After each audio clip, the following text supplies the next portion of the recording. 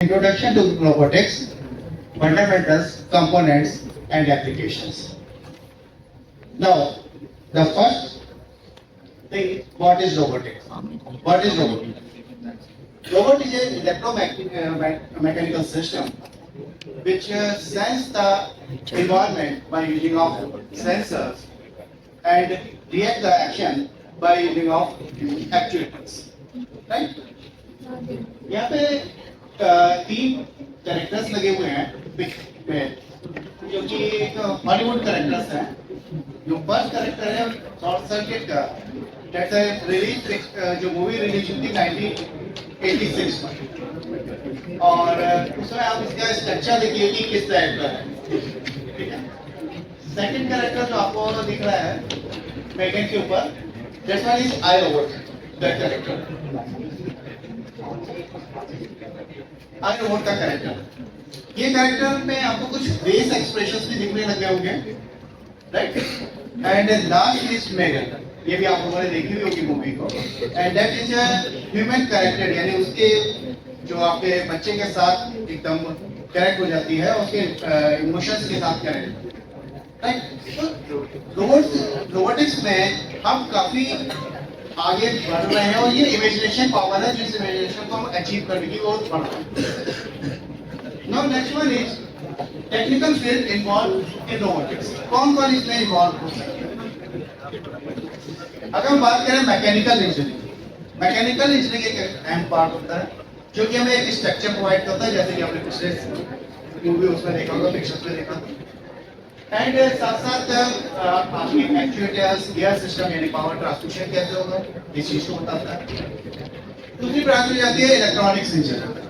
Electronics engineering में embedded system आ जाता है, सेंसर्स आ जाते हैं जो कि कंट्रोल करते हैं उस पूरे कंट्रोल सिस्टम को, रोबोटिक्स के कंट्रोल सिस्टम को कंट्रोल करने के लिए यूज किया। थर्ड ब्रांच आ जाती है इलेक्ट्रिकल इंजीनियरिंग, जो कि पावर मैनेजमेंट, पावर सिस्टम को डिफाइन करती है, मोटर्स, ड्राइवर्स और एनर्जी मैनेजमेंट को डिफाइन करती है। नेक्स्ट उसके आ जाती है कंप्यूटर साइंस, अगेन इस पार्ट, क्योंकि स्ट्रक्चर तो तैयार हो गया लेकिन अभी उसमें जान आनी बाकी है, आत्मा आई। यहाँ पर हम आज की डेट में वैसे तो हम किसी को ही देख सकते थे कि सॉफ्टवेयर, कोई भी एक सॉफ्टवेयर का नाम देते थे, C++, पाइथन, लेकिन आज की डेट में हम जो रोबोटिक्स तैयार कर रहे हैं वो काफी स्मार्ट रोबोट होने हैं। तो जैसे यूज है artificial intelligence, machine learning, next उसके बाद आ जाता है मटेरियल साइंस। ये भी एक अहम पार्ट होता है जो कि इन्वॉल्व होता है यहाँ पर मटेरियल साइंस में, क्योंकि जब आप स्ट्रक्चर तैयार कर रहे हैं तो कौन सा मटेरियल आप यूज करें जो कि रिलायबल हो, स्ट्रेंथ हो, इसमें लाइट वेटेड हो, या और things of the material science जो आप यूज करें। Next one is mathematics and physics. यहाँ पर आपको जो डायरेक्ट, जैसा कि मैंने बताया कि कोई भी चीज बनती है तो उसको पहले मैथमेटिकली सॉल्व करना होता है, तो मैथमेटिकली सॉल्यूशंस और उनके मोशंस के एक्शन, ये सब डिफाइन हम mathematics of physics. And last one is the philosophy. ये सबसे अहम कड़ी होगी, क्योंकि अगर फिलॉसफर नहीं होगा तो हमारे पास जैसे विजन कहते हैं ना कि दूरदृष्टि या इमेजिनेशन पावर, भाई मेगन जो आज बनाएगी ये मूवी एक इमेजिनेशन पावर है जिसको हम अचीव करने की बात करें, तो ये फिलॉसफर ही सबसे ज्यादा इम्पोर्टेंट है जो कि ये बताते हैं कि हमें कहाँ तक पहुंचना है। जैसे कि आज की डेट में आप लोग सभी लोग मोबाइल यूज करते हैं, ये मोबाइल आया कहाँ से, ये कॉन्सेप्ट कहाँ से चले, आपने कभी इस चीज को सोचा? मोबाइल की स्टार्टिंग में अगर बात की जाए तो एक आर्मी पर्सन था, उसकी एक नोबेल का से लिया, वो एक जगह फंस जाता है, वो याद करता है कि कोई ऐसा सिस्टम होता है जिससे कि मैं अपने परिवार से बात कर सकूं। ये उसने अपने एक नॉवेल में जिक्र किया, और उसके लिए उसने बताया कि अगर मैं आज के चारों सैटेलाइट लगा और मेरा कनेक्शन सीधे सैटेलाइट और एक सैटेलाइट से दूसरे सैटेलाइट पर कनेक्ट होगा, तब जाके वहां पे किसी पृथ्वी के किसी भी कोने पे जाके आपकी किसी कोने पे जाके हम कनेक्ट कर सकते हैं। इस कॉन्सेप्ट को मोटोरोला ने एक्सेप्ट किया, और फिर यही प्रोसीजर स्टार्ट किया गया था कि चारों सैटेलाइट लग जाएंगे और फिर कम्युनिकेशन। और आज की डेट आप देखिए आपके पास स्मार्ट मोबाइल फोन आ गए और सारे होगी। कॉन्सेप्ट को, यानी उसी को आगे बढ़ाएगा। तो सबसे पहले जैम आता है कि हम लोग माइक्रो प्रोसेसर आप लोगों के सेकेंडरी में सभी branch electrical, computer science, electronics, electrical सभी पर माइक्रो प्रोसेसर एक जिसे कहते हैं ब्रेन ऑफ द रोबोटिक्स होता है। यहाँ पर माइक्रो प्रोसेसर और माइक्रो कंट्रोलर एक कंफ्यूजन किया। माइक्रो प्रोसेसर जो डिजाइन बनाया गया है वो जनरल पर्पज एप्लीकेशन, क्योंकि जैसे आप लोग जो लैपटॉप में या सीपीयू में आप यूज करते हैं माइक्रो प्रोसेसर जो i7 i9 ये जनरल एप्लीकेशन है, किसी भी सॉफ्टवेयर जेटीपी सॉफ्टवेयर को रन करने या प्रोग्रामिंग करने के लिए यूज करते हैं। इसमें इसको कंप्लीट सिस्टम बनाने के लिए एक्सटर्नली हम लोग हार्ड डिस्क लगाते हैं, रैम अपनी रिक्वायरमेंट के हिसाब से लगाते हैं, वीडियो ग्राफिक्स कार्ड लगाते हैं, जैसी हमें जरूरत पड़ती है वैसे हम अपना। बट कोई भी सिस्टम अगर बनाते हैं, स्मॉल सिस्टम बनाए जहाँ पे स्पेस की रिक्वायरमेंट हो, पावर कम पावर से चले, तो उस समय हमें जरूरत पड़ती है कि ऐसी चिप यानी सिस्टम ऑन चिप, यानी एक ही चिप के अंदर आपका माइक्रो कंट्रोल यूनिट भी हो यानी कि सीपीयू भी हो, उसी के अंदर रैम भी हो, उसी के अंदर रोम भी हो, उसी के अंदर फ्लैश मेमोरी हो, उसमें आईओ पोर्ट्स भी हो, उसमें एनालॉग डिजिटल कन्वर्टर्स भी उसी के अंदर हो, टाइमर सर्किट भी उसी के अंदर हो, ये सारी की सारी चीजें एक चिप के अंदर मौजूद है। That is the name of the micro controller. ठीक है, तो माइक्रो कंट्रोलर ये स्पेशली डिजाइन किया गया है फॉर द एम्बेडेड सिस्टम्स के लिए, क्योंकि जो भी आपने देखा होगा कि आजकल ऑटोमेटिक वॉशिंग मशीन आ रही है या ऑटोमेटिक माइक्रोवेव ओवन्स आते हैं, वहाँ पे हम कंप्यूटर माइक्रो प्रोसेसर नहीं यूज कर सकते, वहाँ पे हम माइक्रो कंट्रोलर ही यूज करते हैं, क्योंकि ये छोटे होते हैं और एक स्पेसिफिक टास्क के लिए डिजाइन किए गए हैं। So that is the difference between the microprocessor and microcontroller. Next one is the embedded system. Embedded system में अगर हम बात करें तो हमारे पास माइक्रो कंट्रोलर तो आ गया, अब इसके पास उसको इनपुट और आउटपुट लेने के लिए कुछ सेंसर या इनपुट एनालॉग या डिजिटल कोई भी इनपुट और आउटपुट चाहिए। सेंसर्स में इसमें हम डिफरेंट सेंसर्स कनेक्ट करते हैं, जैसे temperature sensor, light sensor, motion sensor. Instrumentation जो लोग पढ़ रहे हैं उन्हें पता होगा कि सेंसर्स में कैसे टेम्परेचर सेंसर्स की हम बात करें तो थर्मिस्टर हो गया, आरटीडी हो गया, थर्मोकपल हो गया। प्रेशर सेंसर में हम स्ट्रेन गेज का यूज करते हैं। ये सब क्या है, इलेक्ट्रिकल सिग्नल्स यानी फिजिकल बोथ को इलेक्ट्रिकल सिग्नल्स में या फिर एनवायरनमेंट वेरिएबल्स को इलेक्ट्रिकल सिग्नल्स में हम कन्वर्ट करते हैं। या फिर डिजिटल इनपुट हो गया हमारे पास, डिजिटल इनपुट देने के लिए हमारे पास बटन हो जाते हैं, स्विचेस हो जाते हैं और आपके कीपैड्स हो जाते हैं। इसको रिस्पांस आउटपुट करने के लिए हमारे पास एक्चुएटर्स होते हैं। Actuators that is the Motors आपके हो गए, रिले हो गई, सर्वो मोटर्स हो गए और सोलेनॉइड वाल्व्स हो गए। आपने देखा होगा कि आजकल टैप जो आते हैं उसमें क्या हुआ कि आपने हाथ आगे किया और पानी आया और फ्लो दिया बंद, that is the solenoid valves. वो सोलेनॉइड वाल्व पे होता है, आपने सिग्नल दिया उतनी देर के लिए एक इलेक्ट्रोमैग्नेट जनरेट हुआ, इलेक्ट्रोमैग्नेट बना, प्लंजर ओपन हुआ, पानी आया, जैसे ही आपने हाथ लगाया वैसे ही प्लंजर अपनी वापस पोजीशन पे पहुंच गया। जो मैनुअली हम काम कर रहे थे वो बंद हो। साथ ही साथ आउटपुट डिस्प्ले डिवाइसेस में जैसे एलईडी हो गई, डिस्प्ले एलसीडी डिस्प्ले हो गया या आपकी टीएफटी स्क्रीन जो भी आप वो एलईडी यूज करें या स्पीकर्स भी है। साथ में इसके साथ आ जाता है मेन पार्ट सॉफ्टवेयर, जो कि आप प्रोग्राम करते हैं किसी स्पेसिफिक टास्क के लिए जिसके लिए आप डिजाइन कर रहे हैं। ठीक है, तो वहां पर हम सॉफ्टवेयर की बात करते हैं। अब बात आती है, जैसे मैंने बात की कि ऑटोमेटिक वॉशिंग मशीन, आपने ऑटोमेटिक वॉशिंग मशीन में किया कि वॉशिंग मशीन रोटेट कर रही है और वो तब तक रोटेट करे जब तक कि जो आपका कपड़ा जो आपने जो भी डाला है उसको साफ ना करे। अब साफ करने का पैरामीटर क्या हो, या तो पीएच मेजरमेंट करें, दूसरा हो सकता है कि हम उसमें जो कंसंट्रेशन आ रहा है उसको ये मॉनिटर करें कब तक वेरी करना, जहां वेरी करना रुक जाए हम मान लेंगे कि यहाँ पे हमारा काम पूरा हो। That's the complete system। हम इसी तरह से सिस्टम या हमने ये बनाया कि वेट आपने उसमें कपड़े डाले, उसमें वेइंग सिस्टम लगा हुआ है, सेंस आया, वेइंग मेजर किया, उसी हिसाब से उसमें पानी आया, उसी हिसाब से अपने आप ही ऑटोमेटिक कितना पाउडर जाना चाहिए, लिक्विड पाउडर जाना चाहिए, वो आपके। तो ये इस तरह से हम अपना पूरा एम्बेडेड सिस्टम एक कंप्लीट रोबोट सिस्टम बनाने के लिए इन्हीं पूरे सिस्टम्स को अगर मैं और ब्रीफली डिवाइड करूं तो आपके पास हो जाते हैं supply voltage, maybe 5 volt, generally micro controller जो होते हैं 5 वोल्ट या 3.3 वोल्ट पे काम करते हैं। दूसरा आ जाता है सेंसर मॉड्यूल। आउटपुट आपके मोटर्स हो गई। अब आप क्या देते हैं मोटर्स रन कराने के लिए, फिर जैसे आप रोबोट बनाते हैं, मोटर कार बनाते हैं, तो उसे रोटेट कराने के लिए आप खरीद लाते हैं एक मोटर ड्राइवर। ये मोटर ड्राइवर क्या होता है? That's the actuator. तो इस टाइप के कंपोनेंट्स हम यूज करते हैं और इसे अपना एक पूरा कंप्लीट रोबोट डिजाइन। यहाँ पे डिजाइनिंग हो गई कि हमें क्या किस टाइप का चलना है, कि लाइन फॉलोअर बनाना है तो हमने अपना सेंसर लगा दिया इंफ्रारेड, जिसे चेक कर रहा है, या लाइन सेंसर कुछ लगाया वो इंडिकेशन दे रहा है, उसी हिसाब से एक्चुएटर यानी मोटर हमारी रोटेट कर रही है और मैं अपने टास्क को अचीव करूं। अब बात आ जाती है कि जनरली लोगों के दिमाग में ये रहता है कि माइक्रो कंट्रोलर का नाम पूछो तो वो कह देते हैं कि प्रोजेक्ट बना रहे हैं तो क्या कर रहे हैं, आर्डिनो। बट आर्डिनो हम प्रोग्राम नहीं करते, हम प्रोग्राम करते हैं माइक्रो कंट्रोलर। और माइक्रो कंट्रोलर खाली आर्डिनो में नहीं है, माइक्रो कंट्रोलर बनाने वाली बहुत सारी कंपनियां हैं और डिफरेंट माइक्रो कंट्रोलर। और ये काम जब आपको जैसे बताया प्रोजेक्ट मिलता है, तो प्रोजेक्ट जब मिलेगा तो आपको डिसाइड करना पड़ेगा कि आपको किसका कौन सा माइक्रो कंट्रोलर चाहिए। माइक्रो कंट्रोलर एक या दो नहीं है कि आप गए और ले आए। माइक्रो कंट्रोलर कंपनियां अपने हिसाब से अलग अलग रिक्वायरमेंट के हिसाब से अलग अलग इनपुट आउटपुट के हिसाब से माइक्रो कंट्रोलर प्रोवाइड करती है।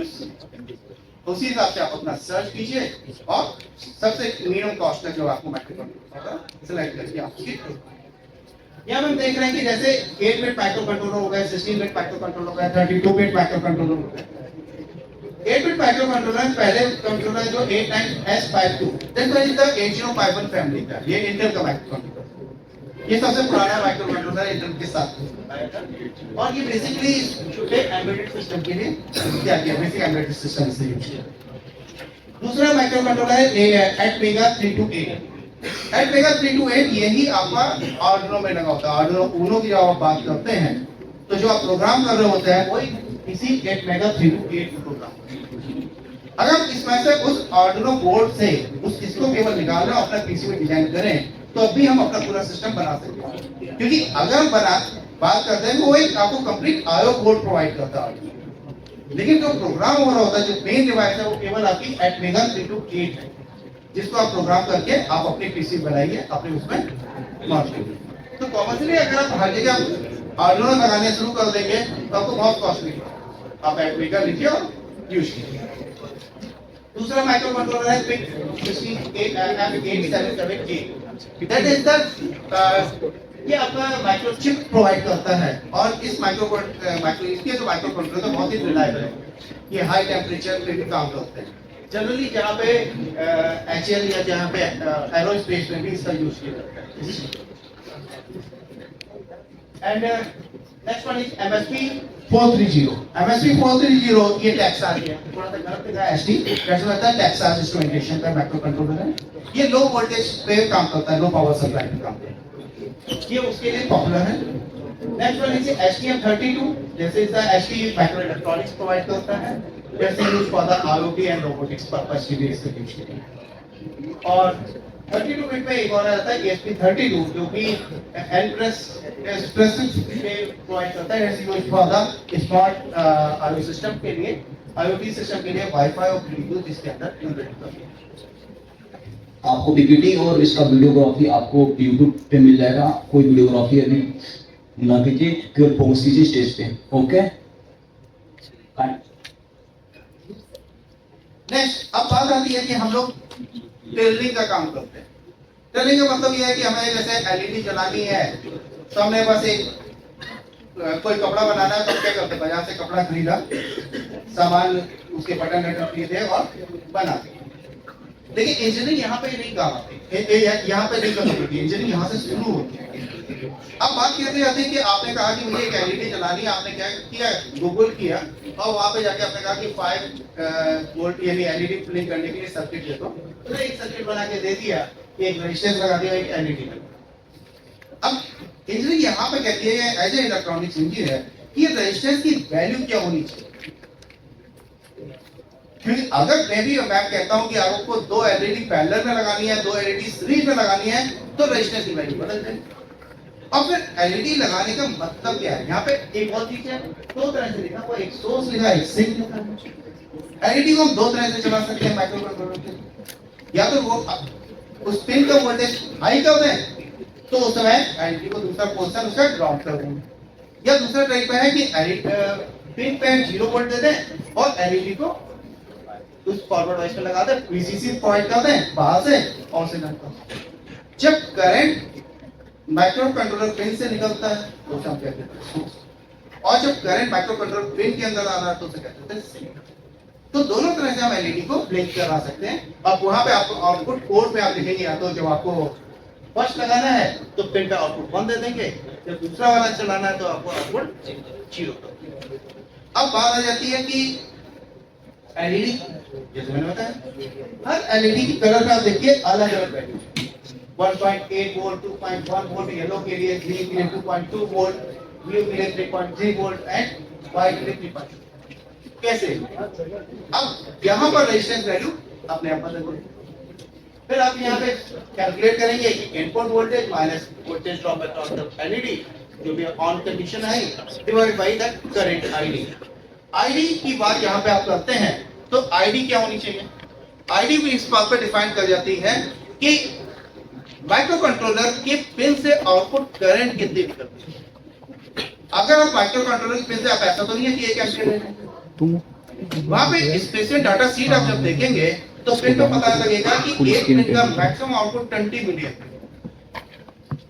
और सारी पिन से आउटपुट लेते हैं तो मैक्सिमम 200 मिलियन चाहिए। तो यानी अब हमें आईडी को हम चलाना है, एक पे भी चलाना है तो 20 मिली एम्पियर पे हम नहीं करेंगे, हम उसे और कम लेंगे जिससे कि हम ज्यादा से ज्यादा फंक्शनलिटी, तो फिर consider that the 10 milli ampere.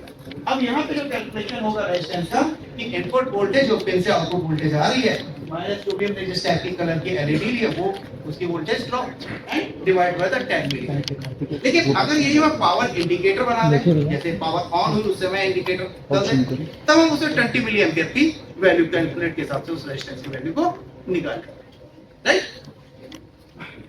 यहाँ पे आप देखेंगे कि ठीक है, बना भी है 20 मिली एम्पियर पे डिफाइन। तो एलईडी जब भी चलाते हैं तो उसके लिए करंट हम नॉर्मल पावर सप्लाई के लिए 20 मिली एम्पियर, लेकिन अगर आर्डिनो के साथ हम यूज या किसी माइक्रो कंट्रोलर के साथ यूज कर रहे हैं तो उस पे करंट कैलकुलेट करने के लिए पहले डाटा शीट को जरूर चेक करें और उसी हिसाब से फिर हम डिजाइन, राइट?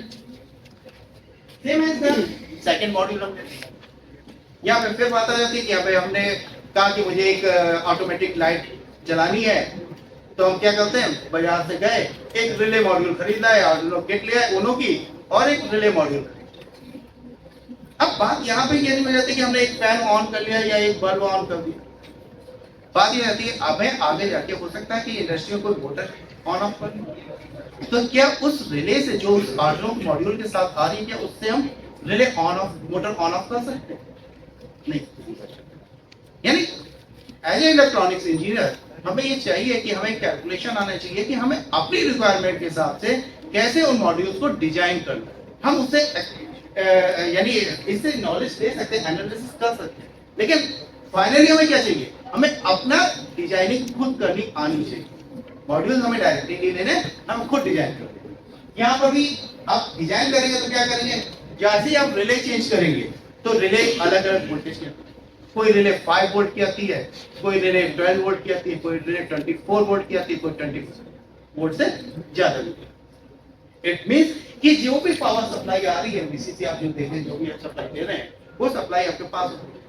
प्लस उसके बाद रिले के साथ आपको एक और चीज मिल जाएगी, रेजिस्टेंस, जो कॉइल रेजिस्टेंस, यानी उससे करंट। अब आप उस रेजिस्टेंस से आप करंट निकाल सकते हैं। इट मींस कि जब करंट उससे पास होगा तो आपको ट्रांजिस्टर भी चेंज करना पड़ेगा।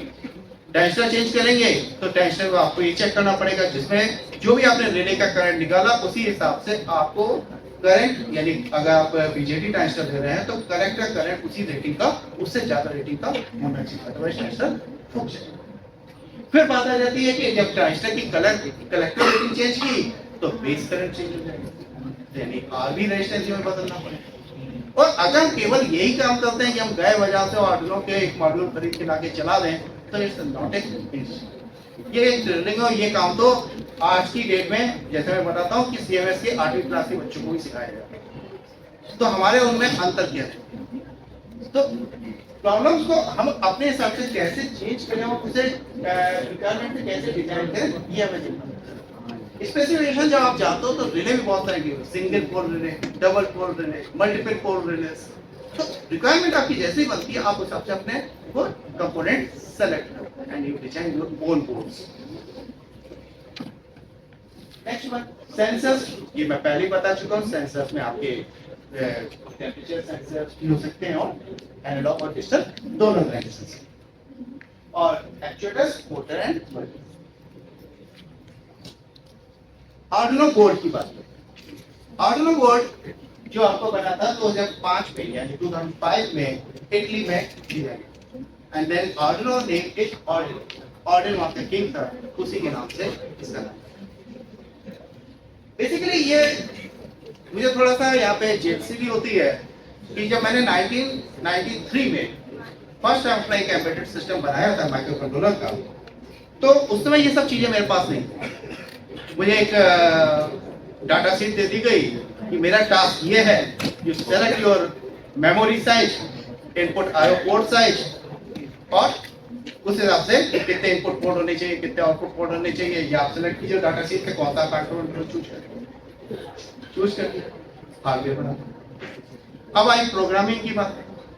प्रोग्रामिंग में फिर पता लगा कि वहां पे उस डाटा शीट के अंदर एक टेबल बनी हुई, जैसे आप लोगों ने जैसे माइक्रो प्रोसेसर पढ़ते हैं तो हेक्स कोड अप कोड लिखे होते हैं, ऐड ज़ाप बल डेव, दैट्स अप कोड ये लिखे होते हैं, और इसी इन्हीं कोडों से आप प्रोग्रामिंग, यही टेबल हमें मिली। जो इंस्ट्रक्शन बनाई, फ्लो चार्ट बनाया, वो पता लगा 15 पेज का फ्लो चार्ट ही बन गया कि कौन सी इंस्ट्रक्शन में कौन सा मूव होगा, कौन सी बिट मूव करेगी, बिट मूवमेंट इंस्ट्रक्शन है जो आपको बिट रोटेशन आपके पास। फिर उसके बाद बनाने के बाद फिर पता लगा कि अब इसको हेक्स कोड में, क्योंकि ऑप कोड तो चूज नहीं, convert is the hex code में कन्वर्ट। देन हम गए प्रोग्रामिंग करने। अब प्रोग्राम कहाँ से करें, तो प्रोग्राम करने में जब कर रहे थे तो जो प्रोग्रामर था उसमें फैमिली नेम डाला कि कौन सा माइक्रो कंट्रोलर है, उसके बाद उसमें हेक्स कोड टाइप करना। पता लगता था कि वो जो हेक्स कोड होता था एक पेज या 2 पेज टाइप हुआ तब तक लाइट फ्लक्चुएट। तो इस केस में फिर जाकर जनरली क्या होता है, माइक्रो कंट्रोलर हो गया, प्रोसेसर लिखा है, पावर सप्लाई, यूएसबी पोर्ट हो जाता है, और एक्सटेंशन कनेक्ट। इसमें जो प्रोसेसर लगा होता है, जो स्टार्टिंग हुई थी उसमें 8 मेगा 8 प्रोसेसर लगा होता है, जैसे 8 KVA space and that is the KVR. इसको एक बार जरूर याद रखिएगा, एटमेल एवीआर एटमेगा। ठीक है, अभी मैं एवीआर पर आर्डुइनो को जनरली हम लोगों ने केवल आर्डुइनो ऊनो के नाम से पहचान लेते हैं कि आर्डुइनो ऊनो है, आर्डुइनो नैनो है, आर्डुइनो मेगा है। लेकिन आर्डुइनो की अगर बात करें तो आर्डुइनो में ऊनो के अंदर ही अगर इसकी हिस्ट्री देखें तो सबसे पहले आर्डुइनो एटमेगा 8 प्रोसेसर है जिसकी 8 की प्रोग्राम मेमोरी थी।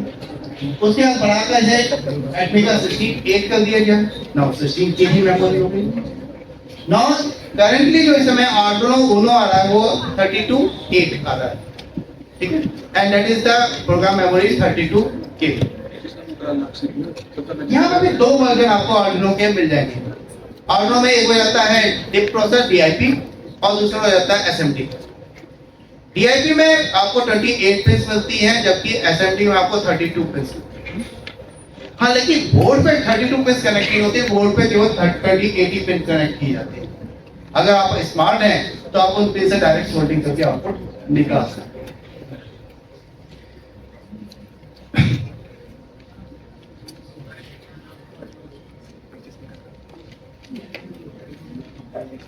ये इस बोर्ड का थोड़ा सा और स्ट्रक्चर हो जाता है डिटेलिंग के साथ। ये आपकी ड्यूल पिन माइक्रो कंट्रोलर की IC हो गई। यहाँ पर आपका एक रेगुलेटर होता है जो कि 5 वोल्ट तक, क्योंकि आप यहाँ पे एक USB यानी कंप्यूटर के साथ कनेक्ट करने के लिए USB पोर्ट होता है, दूसरा आपके बैरल इनपुट होता है। ये 7 वोल्ट से लेकर 12 वोल्ट तक के इनपुट सप्लाई प्रोवाइड करने के लिए होता है। जो माइक्रो जो यूएसबी से हमें सप्लाई आती है वो केवल 50 मिली एम्पियर के आसपास करीब रहती है, यानी ज्यादा लोड पे हम उसे चला सकते हैं, केवल प्रोग्राम पर्पस से यूज करते हैं। लेकिन अगर आपको एम्बेडेड सिस्टम को रन कराना है तो उस समय हम डायरेक्टली इसको पैरेलल के थ्रू सप्लाई प्रोवाइड करते हैं। That voltage is 7 volt to 12 volt. लेकिन आर्डुइनो को चाहिए होती है केवल 5 वोल्ट, यानी एक रेगुलेटर यहाँ पर लगा होता है। फिर दूसरी चीज हो जाती है कि इसमें एक आउटपुट पिन यहाँ पे देखोगे तो 3.3 वोल्ट 3.3 वोल्ट को भी, यानी 5 वोल्ट से 3.3 वोल्ट के लिए भी एक रेगुलेटर सप्लाई होती है। यानी इतना वोल्ट जो बड़ा बोर्ड है वो केवल आपके इन्हीं रिक्वायरमेंट को पूरा करने के लिए होता है। एक यहाँ पे क्रिस्टल ऑक्सीलेटर होता है जो कि माइक्रो कंट्रोलर को, क्योंकि एक सीक्वेंसेस सिस्टम है तो उसको रन कराने के लिए आपको माइक्रो कंट्रोलर यानी क्रिस्टल ऑक्सीलेटर क्लॉक प्रोवाइड करता है। यहाँ पर ये आपकी डिजिटल पिन्स हो जाती हैं, आउटपुट पिन्स, जिसको आप कहते हैं कि RSPX पहली पिन होती है जो कि सीरियल ट्रांसमीटर और रिसीवर के लिए होती है। यहाँ पर यूजार्ट का यूज कर रहा है, जब आप प्रोग्रामिंग कर रहे होते हैं तो यूजार्ट कहते हैं universal synchronous asynchronous receiver and transmitter. Plus यहाँ पर 2 से लेके यहाँ 13 तक, यानी टोटल आपकी 14 पिन रहती हैं और ये सभी डिजिटल आउटपुट पिन के नाम से जानी जाती है, डिजिटल आउटपुट पिन के नाम से जानी जाती है। लेकिन यहाँ पे कुछ हैश भी लगा होता है। ये हैश यहाँ पर एनालॉग आउटपुट है, यानी इन पिन से आप एनालॉग, ये 6 एनालॉग आउटपुट्स होते हैं जिससे आके आप एनालॉग आउटपुट लेते हैं। ये PWM pulse with modulation. Next यहाँ पर ये जो पोर्शन है इसमें से केवल रीसेट पिन माइक्रो कंट्रोलर से आती है। बाकी ये जो पिन है V in, ग्राउंड, 5 वोल्ट और फिर से 3.3 वोल्ट, ये केवल आर्डुइनो बोर्ड की पावर सप्लाई के लिए यूज होती है, उसे आर्डुइनो का रीसेट पिन के अलावा यहाँ पर एनालॉग इनपुट पिन्स जो हम डिफाइन कर देते हैं कि केवल 6 एनालॉग इनपुट पिन होती है, ये 6 नहीं होती, 8 होती है। और ये एनालॉग पिन के साथ साथ ये डिजिटल आउटपुट पिन भी होती है, ये आपको प्रोग्राम कर सकता है। यानी AD it's also at the port C। जब माइक्रो कंट्रोलर पढ़ेंगे तो उसमें पोर्ट A, पोर्ट B यहाँ पे लिखा भी है मैंने, ये port D, port B and port C। 8 pin के 4 पोर्ट। एटमेगा की हम बात करें, एटमेगा 3 to 8, एटमेगा 3 to 8 में इंटरनली अगर ब्लॉक की बात करते हैं तो उसमें ये मेन पार्ट हो जाते हैं, जैसे कि वॉच टाइम टाइमर, क्लॉक हो गई, इंटरनल क्लॉक ये रहती है, डिबग एंड ISP हो गया, मेमोरी, डिफरेंट टाइप की मेमोरी होती है, जैसे 3 तरह की मेमोरी रहती है, EEPROM, रैम और फ्लैश मेमोरी। तब आपके कॉन्फ़िगरेशन व्यूज भी रहते हैं, peripheral IO ports, timer and counter, USART, SPI, TWI, ADC, analog to digital converter, ये सभी आर्डुइनो के अंदर। यहाँ पर एक बात आ जाती है कि अगर आर्डुइनो को लो वोल्टेज में हम रन करते हैं, यानी वोल्टेज 1.8 वोल्ट, तो आर्डुइनो 4 मेगाहर्ट्ज पे काम करता है, लो वोल्टेज। और 2.7 वोल्ट से अगर चले जाता है तो 10 मेगाहर्ट्ज और 4.5 पे 20 मेगाहर्ट्ज। लेकिन आपने आर्डुइनो की डाटा शीट में देखा होगा 60 मेगाहर्ट्ज पे काम करता है। जैसे एट मेगा तो 3 to 8 20 मेगाहर्ट्ज तक काम कर सकता है, जैसे हाईएस्ट स्पीड। लेकिन आर्डुइनो के बोर्ड में हम उसे 60 मेगाहर्ट्ज का क्रिस्टल ऑक्सीलेटर लगाकर उस 60 मेगाहर्ट्ज पे रन करेंगे।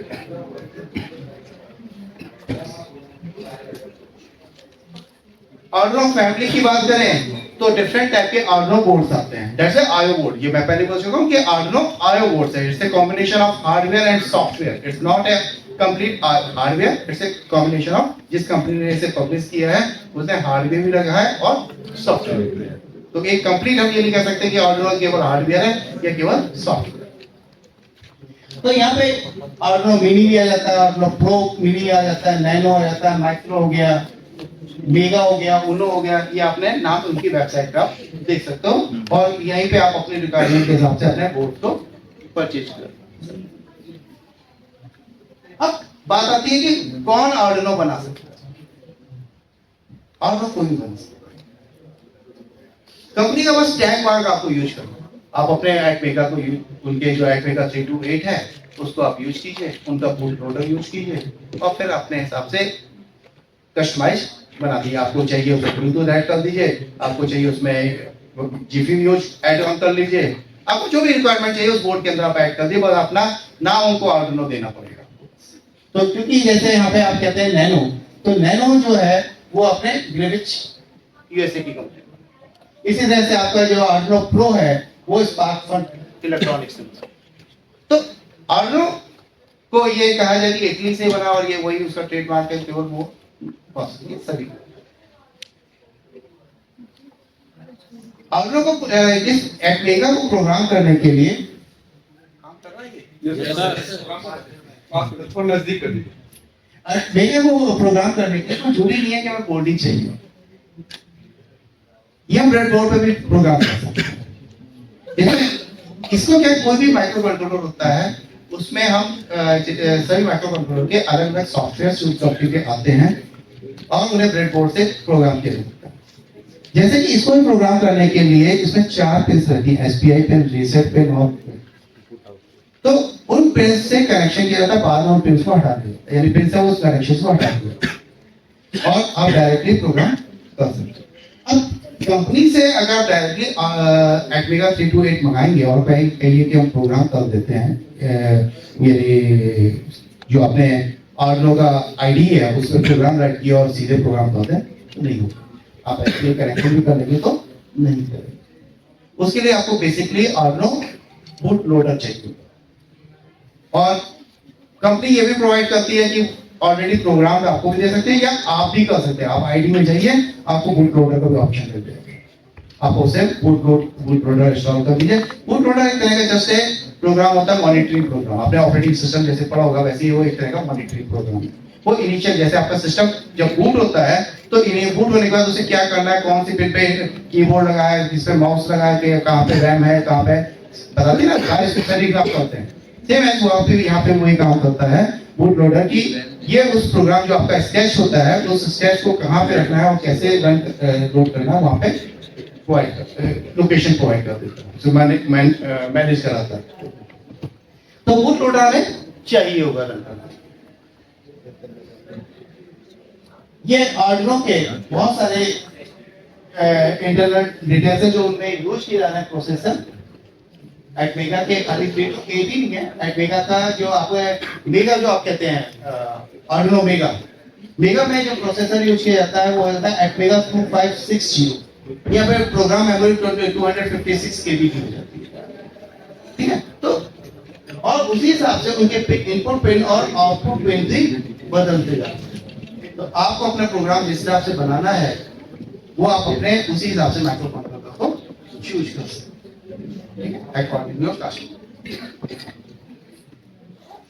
ये आर्डिनो का पूरा इंटरनल स्ट्रक्चर है कि कैसे वो काम है। जो आईओ पिन्स आपने देखी है, जो एक्सटेंशन कनेक्शन के एक्सटर्नल कनेक्शन के लिए पिन होती हैं, वो पोर्ट से ही सीधे निकल जाती है और पोर्ट से जाके वो केवल उस पॉइंट पे जो जैक होता है उस पे आपने कनेक्ट कर दी। तो ये उस पिन को कहा मल्टीपल, क्योंकि यहाँ पे जैसे आप लोगों ने 8085 अगर अभी नहीं पढ़ा 31 में पढ़ा होगा तो एड्रेस बस जो होते मल्टीप्लेक्स होती है, जो डाटा 88 to 87 रहता है, ठीक है ना। तो सेम है, ये भी सारी पिन्स इसमें भी मल्टीप्लेक्स रहती है। अकॉर्डिंग टू द इंस्ट्रक्शन आपके ये अलग अलग एक्शन परफॉर्म होते हैं। बस आप जरूरत ही होती है कि आप इसको जब आप डाटा शीट के थ्रू हो जाएंगे तब आपको ये सारी चीजें मिलेंगी। अगर आप केवल ट्रेनिंग का काम करेंगे तो फिर ये चीजें आपको नहीं मिलेंगी। एटमेगा थोड़ा सा यहाँ पे जो बहुत घना था कंपैरिजन, तो उसको मैंने थोड़ा सा यहाँ पे अलग अलग कर दिया। तो केवल आर्डिनो उनो, आर्डिनो एटमेगा 128.0 और 1280 और आर्डिनो मेगा 2560, तीन ही मैंने एग्जांपल दिए। जैसे एटमेगा आर्डिनो उनो में एटमेगा मैंने बताया ना 328 लगा रहता है, इसमें आर्डिनो मेगा में 128 और 128 दोनों उसी के नाम से है और 2560 पे। अब यहाँ पे देखो प्रोग्राम मेमोरी इसमें 32 है, इसमें 128 है, उसी पिन को यहाँ पे डिफाइन उसी नाम से डिफाइन करते हैं और 256 programme. Data memory 2 KB, 8 KB 8 KB. EEPROM 1 KB, 4 KB and 4 KB चीजें जुड़ती जा रही है। इनपुट डिवाइस यहाँ पे इनपुट पिन डिवाइस पिन जैसे मैंने बताया था कि VIP में 28 पिन होती है और SMD में 32 पिन होती है। यहाँ पर मेगा में 100 पिन होती है और मेगा दूसरा वाले में भी 100 पिन होती है। डिजिटल इनपुट पिन यहाँ पे 40 आपने देखा होगा D0 से लेके D13 और यहाँ पर 54 आपकी डिजिटल और 54 पिन एनालॉग पिन यहाँ पे आपको केवल 5 मिलेगी, यहाँ पे आपको 16 analog pin. PWM output pulse width modulation analog output पे है, यहाँ पे आपको 6 आउटपुट मिलते हैं, यहाँ पे आपको 14 आउटपुट, यहाँ पे अगेन 14। सीरियल पोर्ट इसमें एक ही होता है, यहाँ पर 4 सीरियल। तो ये डिस्ट्रक्शन आ जाता है कि हमें सिलेक्शन कैसे करना है।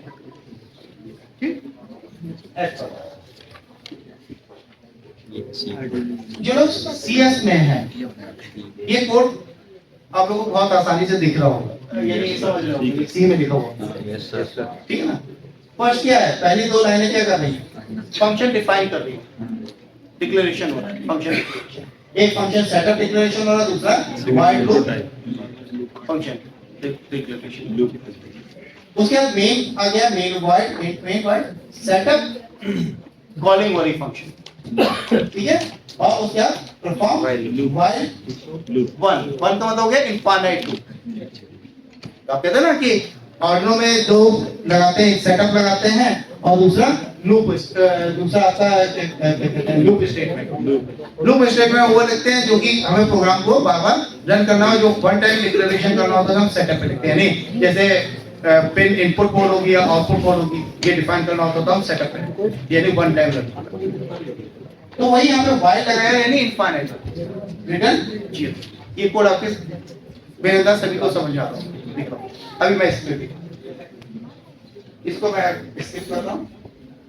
अब यहाँ पे प्रोग्राम लिख दिया गया, एक छोटा सा प्रोग्राम है, कांस्टेंट इंटीजर, कांस्टेंट वर्ड सुन रहे हो? Yes sir. जिस वेरिएबल को हम चेंज नहीं करते रन टाइम, ठीक।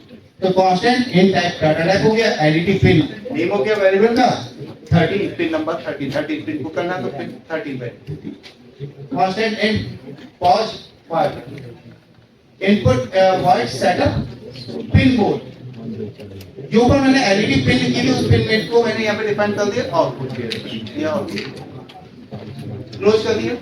ये सेटअप के अंदर लूप में हमने void loop digital write function call किया, एडिटिव पिन हाई और डिले पॉज 500 दिया था ऊपर, फिर digital pin write, LED pin low, फिर डिले। इसका मतलब है कि एलईडी कुछ पीरियड 500 मिलीसेकंड के बाद 0.5 सेकंड के बाद वो बार-बार ऑन होगी और ऑफ। Simple program. अभी प्रोग्राम काम कैसे, ये जो हमने पहले लिखा था ये कहलाता है स्केच, इसको कहते हैं स्केच। और इस स्केच को बेसिकली आर्डिनो ने सिंपलीफाई करके दी, वो जो आईडी बना के दी उसे सिंपल कर दिया। अदरवाइज ये प्रोग्रामिंग होती है एवीआर के थ्रू। एवीआर सॉफ्टवेयर होता है, एवीआर के थ्रू एटमेगा के किसी माइक्रो कंट्रोलर को प्रोग्राम कर सकते हैं। बस वहां पे कॉम्प्लेक्सिटी हो जाती है, तो डिफाइन करना एक अपने आप में बहुत बड़े कॉम्प्लेक्सिटी बन जाती है। वो चीज यहाँ पे इन्होंने आसान। अब आर्डिनो स्केच आपका गया, जो कि जो आपने पहले कोड देखा था, जो मैंने लूप बनाया था सी के प्रोग्राम में, डिफाइन किए थे फंक्शन लूप और सेटअप, उसको कॉल कर लेता था और वो जो आपने फंक्शन लिखे थे वो जाके वहां पे सेट हो जाता। देन एवीआर जीसीसी, ये एवीआर का कंपाइलर सी का कंपाइलर होता है, जो कि इसको कंपाइल करके एटवेल एवीआर ने कोड आउटपुट जीसीसी इसको कंपाइल करके ऑब्जेक्ट कोड में कन्वर्ट। ऑब्जेक्ट कोड में कन्वर्ट करने के बाद आर्डिनो लाइब्रेरी, जो आर्डिनो लाइब्रेरी आपने और अटैच की है उनको कॉल कर लेगा, साथ ही साथ एवीआर लिब फाइल को कॉल करेगा और एवीआर बिन यूटिलिटी को कॉल करके इन सबको क्लब करके हेक्स फाइल में कन्वर्ट करेगा। ठीक है, ये काम आपको दिखता नहीं है, ये काम सोच लेते हैं कि सीधे आराम से हमने कोड लिखा, सेटअप टाइम है, वैल्यू पिन असाइन की और लूप के अंदर जो भी काम कर रहा हो तो कर। लेकिन बिहाइंड में अगर एवीआर में जाके काम करेंगे तो ये सारा काम आपको मैनुअली करना है। फिर उसके बाद नेक्स्ट फाइल जो है आर्डिनो ड्यूड आ जाता है, जो कि डाउनलोडर प्रोग्राम होता है। और ये डाउनलोडर प्रोग्राम क्या करता है कि बूट लोडर को इंस्ट्रक्शन दे देता है कि इस प्रोग्राम को कहां पे फिट करना है। बूट लोडर जो होता है वो केवल 2 बार एक्टिव होता है, या तो जब वो रीसेट होता है या पावर ऑन होता है। ठीक है, बिगर बूट लोडर के आप इसको आर्डिनो आईडी से प्रोग्राम नहीं कर सकते। ये मैं पहले एक्चुअल एवीआर आर्किटेक्चर की अगर बात करें, ये स्लाइड मैंने कहा था एवीआर को ध्यान से देखो। एवीआर में अल्फा एल्गिल बोगेल एंड वेगार्ड वोलेल 2 नाम याद दिख रहे हैं। ये दोनों स्टूडेंट्स हैं, यानी अब तो रहोगे तो बनाया था इन्होंने, और एवीआर इन्होंने ही डिजाइन किया, एवीआर का आर्किटेक्चर का। और आर का मतलब होता है रिस्क। 2 तरह के आर्किटेक्चर होता है, रिस्क और सिस्क। तो ये रिस्क प्रोसेसर था, तो इसीलिए इसका नाम एवीआर पड़ा। और एटमेल कंपनी में आज ये एम्प्लॉय, यानी आप तो मुझे नहीं पता करंट हिस्ट्री नीचे की, उसके बाद ये एटमेल कंपनी में अपॉइंट हो गए थे, और उसी के नाम से एटमेल एवीआर एटमेगा वर्ड। ये स्पेशली मैंने स्लाइड इसलिए रखी क्योंकि अपनी पावर को पहचानो, आप भी बहुत कुछ कर सकते हो। ऐसा नहीं कि कोई बाहर सीखने के बाद कोई कंपनी कराए, बस लगन होनी चाहिए और आपकी सोच का एक टारगेट डिसाइड होना चाहिए कि मुझे कुछ करके जाना है। क्योंकि इंजीनियरिंग को मैं ये मान के चलता हूँ कि आपकी 4 साल की इंजीनियरिंग होती है, तो पहली साल जो आपका आता है वो होता है देखने वाला, ऑब्जर्व करना। क्या करते हो, फिजिक्स केमिस्ट्री मैथ पढ़ा, थोड़ा बहुत एक आध टेक्निक ऑब्जर्व कर लो। इंटर से आए हो, देख रहे हो एनवायरनमेंट कैसा है, कैसे कॉलेज घूमते। दूसरा तो मैं मानता हूं कि लर्निंग होता है, जिसमें कोर्स सब्जेक्ट आता है, आप लर्न करो। तीसरा साल आपको मैं मानता हूं कि आपकी एनालिसिस का होता है, कि जो आपने सेकंड ईयर पढ़ा और थर्ड ईयर में पढ़ रहे हो उसको एनालाइज करो। और फोर्थ ईयर मैं मानता हूं कि आपका डिजाइनिंग का होता है, कि जो भी हमने first year second year third year पढ़ा है उसको अब जाके उसका समय आ गया कि अब मैं कुछ नया करूं। और अगर ये आप लोगों में एक जज्बा बन गया तो फिर कोई और नहीं होता बाहर से, आप ही लोगों में से कोई होंगे जो इस मुकाम पे पहुंच सकते हैं। ठीक है, तो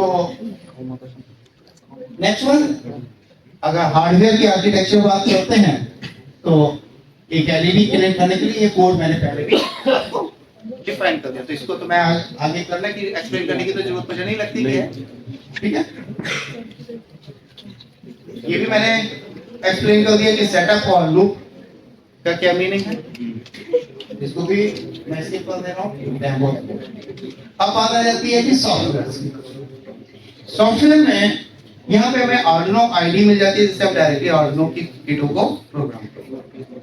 लेकिन इसके अलावा भी अगर मैं आर्डिनो नहीं परचेज कर पा रहा और हम अभी केवल सीखना चाहते हैं तो बहुत सारे हमारे पास ऐसे सॉल्यूशन सॉफ्टवेयर्स हैं, जैसे थिंकरपैड, यहाँ पे आप ड्रैग ड्रॉप करके अपने कंपोनेंट को सिलेक्ट कर सकते हैं, वहीं पे कोड। बल्कि इन्होंने इतना सिंपल कर दिया कि कोड भी कोई बच्चा कर सकता है, इफ एल्स के भी ब्लॉक्स बने हुए, आप उसे जिसको प्रोग्रामिंग नहीं आती वो भी कर। दूसरा आता है वॉकी, ये भी आपका एक सिमुलेशन प्रोग्राम है, ये उससे थोड़ा सा एडवांस है।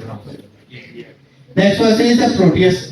प्रोटियस एक स्टैंडर्ड प्रोग्राम है, इसमें आप डिजिटल सिस्टम के जो भी आपके डिजाइन करना होता है वो आप सभी कुछ यहाँ पे सारा काम कर सकते हैं, PCB designing and everything you can work perform.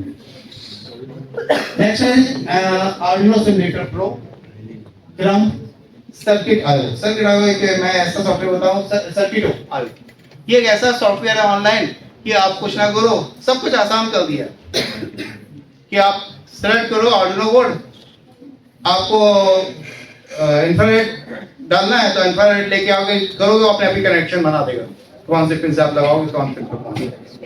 Relay लगानी है, आप रिले मॉड्यूल लेके आइए, वहां पे रखिए, वो अपने आप ही खाली पिन से अटैच कर देगा कि यहाँ पर रिले, हार्डवेयर खत्म। कि आप ये सोच रहे हैं कि पिन नंबर 1 से इनपुट दूं या पिन नंबर 2 से इनपुट दूं, कभी नहीं होती। पीसीबी डिजाइनिंग के लिए आपका KiCad EG8 मैं यहाँ पे सेकंड ईयर में मैंने EG8 को प्रेफर करता हूँ, क्योंकि ऑनलाइन फ्री है। या तो मैं प्रोटियस प्रेफर करता हूँ या फिर EG8। One is the freezing. Freezing भी एक इसी तरह का सॉफ्टवेयर है, उसमें भी आप ड्रैग एंड ड्रॉप करिए और अपने आप कनेक्शन बन जाता है, कोई जरूरत नहीं आपको सोचने की, दिमाग लगाने की। अब बात आ जाती है यहाँ पे मैकेनिकल। मैकेनिकल का यहाँ कोई है? Yes sir. अच्छा, 2-3 है। जैसे कि मैंने मैकेनिकल में कहा कि स्ट्रक्चर प्रोवाइड करने।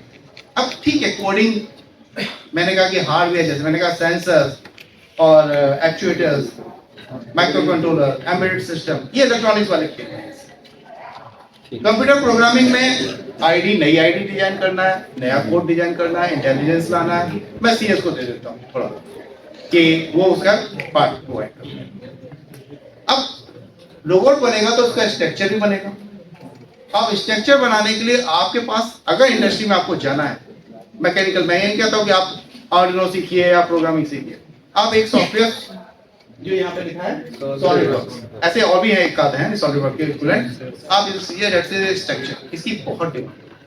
आगे जाके किसी भी आप जाते हैं, दैट्स इज 3D प्रिंटिंग, वो आपको स्ट्रक्चर बनाना है, आप इसे डायरेक्टली कमांड देंगे और 3D प्रिंटिंग करके आपने डिजाइन किया। और बैलेंसिंग टेस्ट करना, सब कुछ, यानी everything can be done here. तो मैं एक्सपेक्ट करता हूं कि मैकेनिकल के लिए सॉलिडवर्क्स आपका है कि आपने कहा कि एक रोबोट बनाना है, तो रोबोट के लिए जो स्ट्रक्चर है वो वहां से क्यों खरीद के लाए? ठीक है, हम यहाँ पर खुद अपना मॉड्यूल क्यों ना दिखाएं कि हमें अगर रोबोटिक हैंड बनाना है तो हम डिजाइन करें ना कि रोबोटिक हैंड को बनाने के लिए किस टाइप का, कितना वेट उठाने के लिए कितना बड़ा स्ट्रक्चर की जरूरत होगी, या आर्म की लेंथ कितनी होगी। तो इंडस्ट्री में आपसे डिमांड मांगी जाएगी, आपसे बने हुए प्रोडक्ट नहीं मांगे जाएंगे। आपसे कहा जाएगा कि मुझे ये चीज चाहिए, तो आपको वहां पे टेलरिंग काम नहीं कर सकते, तो आपको डिजाइनिंग आनी चाहिए। तो चूज योर पाथ। अब आगे जाके फेस्ट भी करेंगे और आगे कोऑपरेट करेंगे, तो मैं कोशिश यही चाहूंगा कि आप लोगों में से जो टीम बने वो मैकेनिकल, कंप्यूटर और इलेक्ट्रॉनिक्स, इलेक्ट्रिकल सब एक, ऐसा ना हो कि सारे इलेक्ट्रॉनिक्स एक जगह हो जाए, मिला के बनाओ अपना रोबोट, अपने हिसाब से डिजाइन करो कि उसके आर्म, जैसे मैंने कहा कि पहले राइट फॉलोइंग बन गया, अगले मैं कह दूंगा कि ठीक है ये बॉटल्स रखिए, इनको पिक करें और दूसरे प्लेस पे रखें। यानी अब आर्म आगे उस रोबोट के साथ आर्म जुड़ गई, अब आर्म को कितना प्रेशर दे सकती है, तो प्रेशर सेंसर्स के लिए इलेक्ट्रॉनिक्स बैठेगा। उस आर्म की ग्रिप बनाने के लिए मैकेनिकल की हमें जरूरत पड़ेगी, उस मोटर को हैंडल करने के लिए हमें इलेक्ट्रिकल की जरूरत पड़ेगी कि कौन सी मोटर कितने पावर की चाहिए। तो क्योंकि ये स्टार्टिंग है, आज पहली वर्कशॉप है, हम लोग लेट हैं, हम लोग इससे काफी आगे और लोग आगे जा चुके हैं, लेकिन कभी ना कहीं तो हमें शुरुआत करनी है। तो उस शुरुआत के लिए हमें इस फेज से होके गुजरना होगा। थ्योरी तो हम लोग बहुत पढ़ लेंगे, किताबें पढ़ लेंगे, एग्जाम में पास हो जाएंगे, गेट एग्जाम देंगे, लेकिन जब इंडस्ट्री में पहुंचेंगे तभी सबसे बड़ी प्रॉब्लम सॉल्व, दिक्कत है, और उसके लिए आपको अभी से प्रिपेयर होना पड़ेगा। नेक्स्ट आ जाता है एप्लीकेशन। जैसे मैंने अपने टॉपिक पे लिखा था एप्लीकेशन। एप्लीकेशन से जनरली कह देते हैं कि इंडस्ट्रियल रोबोटिक्स बनता है, ऑटोमेशन में ऑटोनोमस व्हीकल हो सकती है, जो कि आजकल चल ही रही है, ड्राइवरलेस का कौन रोबोट ही तो है। मेडिकल रोबोट, स्पेस, चंद्रयान पे जो गया था रोबोट। अब यहां पर मैं एक और चीज आप लोगों से बोलना चाहता हूं, ऑटोमेशन या रोबोट हमारे सपोर्ट के लिए है। जैसे आज के डेट में होता है ना कि हम टोटल डिपेंडेंट किसी भी चीज के, मशीन के डिपेंडेंट। अगर हम डिपेंडेंट, जैसे हमने कहा कि रोबोट बना लिया है कि अब वो हमें भी खाना खिलाएगा, सर्व करेगा। रोबोट हम बनाए, उसका टास्क इस टाइप का होना चाहिए कि जो चल नहीं सकता उसको सर्व। मैं यहाँ पे अक्सर देखता हूं कि लिफ्ट में बच्चे चढ़ते हैं, कभी आप लोगों ने मुझे देखा कभी लेफ्ट से जाते हुए जल्दी? No sir. बल्कि जब कोई जाता तो मैं मना कर देता, क्योंकि अगर मैंने इजी कर दिया अपने आप को तो वो आगे जाके प्रॉब्लम क्रिएट हो गई। तो डार्विन लॉ तो चलते ही, सांपों के पैर हुआ करते थे, यूज करना बंद कर दिया, पैर खत्म हो गए। आज की डेट में जो अभी आप लोग सुनते हैं ना, पुराने जमाने में पूछो दादा के यहाँ से 90 साल 102 साल हो जाते थे, उनके घुटने कभी नहीं दर्द करते थे, नी प्रॉब्लम कभी नहीं होती। लेकिन आज की डेट में हर कुछ दिनों बाद तो आपको दिख जाती नहीं। तो रोबोट की एप्लीकेशन हम उसके लिए डेवलप करें जिसको नीड है, ना कि हम अपने को फैसिलिटेट करने के लिए कि हमारा जो काम कंफर्ट जोन है। दूसरा एक और मुझे बहुत और लगता है कि रोबोट का यूज हम आर्मी में यूज करते हैं। हम क्यों डिफाइन कर रहे हैं कि हम आर्मी में यूज कर रहे हैं? हम ये भी तो कह सकते हैं कि नेचर डिजास्टर हुआ उसमें हम रोबोट का बना रहे हैं, वो बात है हम उसे चेंज कर लेंगे, अगर जरूरत पड़ी तो बनाएंगे। डिफाइन हमने कर दिया हम आर्मी के लिए बना रहे हैं, तो इसका मतलब हम आज की डेट में नहीं, कल 2 दिन बाद युद्ध करने के मूड में आ ही जाएंगे, क्या मारा मारी करेंगे। तो हमारी जो भी डिजाइनिंग हो वो सोसाइटी के भले के लिए हो, उनके इम्प्रूवमेंट के लिए बनाए हम, ना कि ये सोच के बनाए कि हम ये पर्टिकुलर अपने कंफर्ट जोन में आने के लिए डिजाइन करें। तो डिजाइन योर ओन टास्क, अपने आप चूज करो। मैं कहता हूँ आपके घर के आसपास ही बहुत सारी ऐसी चीजें दिखती हैं जो आप अपने प्रोजेक्ट्स बनाते हो, वो अपने आसपास की प्रॉब्लम्स को ढूंढो और उन प्रॉब्लम्स को बैठकर सॉल्व करने के तरीके ढूंढो, ना कि किसी भी किताब से देख के नेट से हमने, जैसे आप कहते हो ना प्रोजेक्ट क्या बनाना है, अच्छा सर वो रडार सिस्टम बना देते हैं, पता लगा नेट पे जाके डालिए आर्डिनो बेस्ड रडार सिस्टम, एक कॉपी बनी आ जाएगी, जावा बना हुआ एक सॉफ्टवेयर प्रोग्राम होगा जो रडार के वेवफॉर्म दिखा देगा। एक आपने पीआईआर सेंसर लगा दिया, उस पे जहाँ पे कोई ऑब्जेक्ट आ रहा है उसने इंडिकेट कर दिया। कॉपी नहीं करना, चाहे छोटा सा करो, उसके प्रिंसिपल्स को समझ के करो। अगर प्रिंसिपल नहीं समझोगे तो इंजीनियरिंग नहीं। और लास्ट, ये तो आपको टीम बताएगी भी है, एक मेरा हमेशा एक रहता है, मैं वैसे भी